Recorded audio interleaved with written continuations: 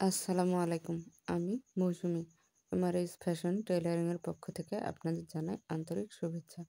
আজ আপনাদের দেখাবো কিভাবে ব্লাউজের ঘাট, গলা ও বোতাম সেলাই করতে হয়। চ্যানেলটি সাবস্ক্রাইব করে পাশে থাকা অল বাটনে ক্লিক করুন যেন প্রতিটি নতুন ভিডিওর নোটিফিকেশন সঙ্গে সঙ্গে পেয়ে যান। প্রথমে আমরা গলা সেলাই করব। দেখুন এখানে আমাদের যে ভাঁজটা রয়েছে এই ভাঁজটা আমরা মুড়িয়ে নেব। মুড়িয়ে নেওয়ার পরে দেখুন আমি কিভাবে ধরেছি, এভাবে করে ধরে আমরা সেলাই করব। তো আমরা যেভাবে কাঁথা সেলাই করি ঠিক ওভাবে করেই সেলাই করব। কিন্তু প্রথমে দেখে এই যে কোনায় দেখুন এখানে কিন্তু আমরা পেঁচিয়ে পেঁচিয়ে সেলাই করব। দেখুন আমি যেভাবে সেলাই করছি আমি আপনাদের জন্য দেখিয়ে দিচ্ছি। এভাবে করে আস্তে আস্তে সেলাই করে নেবেন। এ পাশটা সেলাই করে আটকে নেবেন। দেখুন পাশের সেলাইটা আমার কেমন হয়েছে। এভাবে করে পাশটা সেলাই করার পরে আমাদের কাঁথা যেভাবে সেলাই করে ঠিক অমনি সেলাই করতে হবে। তার জন্য আমাদের কিন্তু নিচের দিকে খুবই একটা ছোট্ট ফোঁট নিতে হবে এবং ওপরের দিকে অনেক বড় করে একটা ফোঁট তুলতে হবে। এতে করে নিচে যেটা থাকবে সেটা কিন্তু মনে হবে দেখাই যাবে না। দেখুন আমি যেভাবে করছি ঠিক ওভাবে করে আস্তে আস্তে সেলাই করবেন। দেখুন আমার নিচে সেলাইটা কিন্তু এমন হয়েছে। উপরের দিকে কিন্তু আমরা বড় করে ফোঁট নিয়েছি। এখন দেখুন আমাদের যে কুচি দেওয়া আছে এই কুচিটা কিন্তু এভাবে করে একদম কুচি দিয়ে ধরবো না। এটা একটু টান টান করে ধরবো, গলাটার সাথে যেভাবে পড়ে ঠিক ওইভাবে কুচিটা ধরবো। এতে করে গলাটার ফিনিশিং সুন্দর হবে। যেন কুচি যেমন আছে তেমনই ধরবেন না। এমন করে যদি ধরেন তাহলে ব্লাউজটা কুঁচকে যাবে, জড়ো হয়ে যাবে।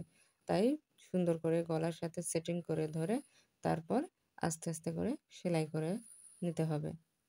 একটু একটু করে সেলাই করে সুতাটা টেনে নিতে হবে এবং এভাবে করে হাত দিয়ে সমান করে দিতে হবে। এতে করে নিচের দিকে দেখুন জড়ো হবে না এবং সুন্দর মতো শার্ট হয়ে থাকবে।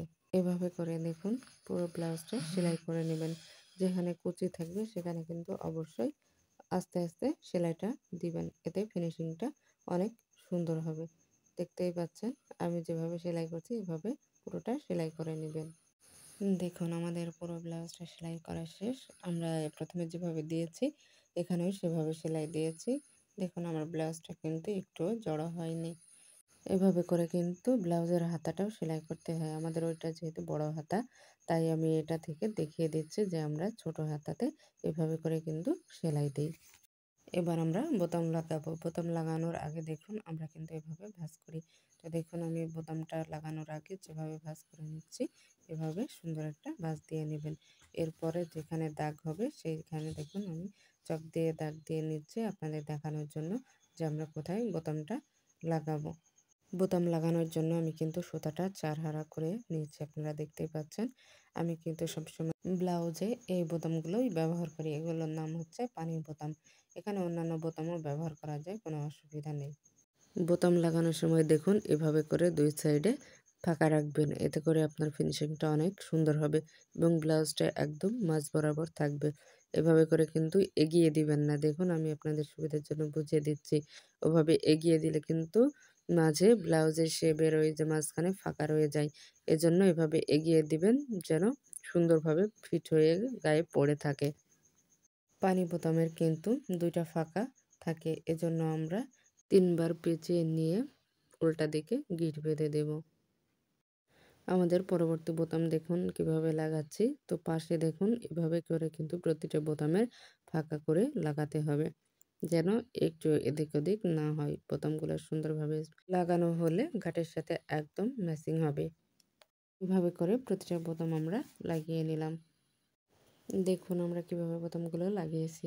আমরা কিন্তু নিচেরটাও সেমভাবে লাগিয়েছি। নিচেরটা আর উপরেরটা একইভাবে লাগিয়েছি।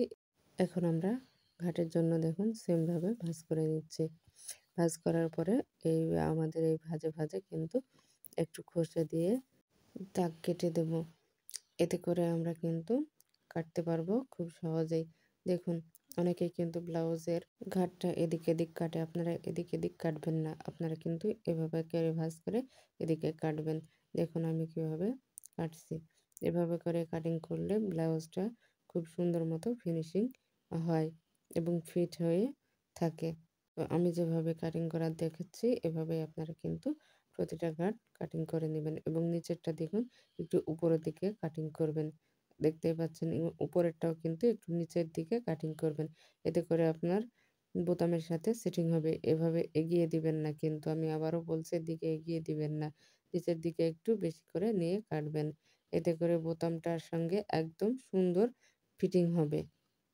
এখন আমরা ঘাট সেলাই করব। তো দেখুন আমি কিন্তু নিচ দিয়ে সুতাটা তুলছি।